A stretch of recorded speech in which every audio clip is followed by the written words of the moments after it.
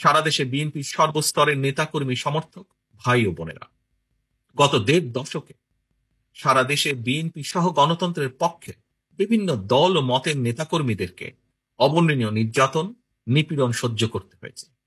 কেবল বিএনপিরই প্রায় ৬০ লক্ষেরও বেশি নেতাকর্মীর বিরুদ্ধে ১.৫ লাখ রাজনৈতিক হয়রানিমূলক মামলা দেওয়া হয়েছে।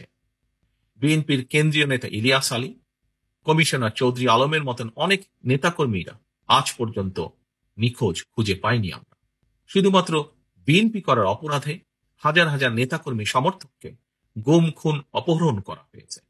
তবুও বিএনপির নেতাকর্মীরা কেউ দল ছেড়ে যাননি, স্বৈরাচার সঙ্গে করেনি আপোষ। আপনাদের এই সৎ সাহস এবং সততার কারণে বিএনপি আজ শুধু একটি সাধারণ রাজনৈতিক দলই নয়, বরং দেশের গণতান্ত্রিকামী স্বাধীনতা প্রিয় জনগণ বিএনপিকে বাংলাদেশের স্বাধীনতা সার্বভৌমত্বের ভ্যানগার্ড হিসেবে বিশ্বাস করে। এটি একজন রাজনৈতিক কর্মীর জন্য নিঃসন্দেহে একটি বিরাট বড় প্রাপ্তি।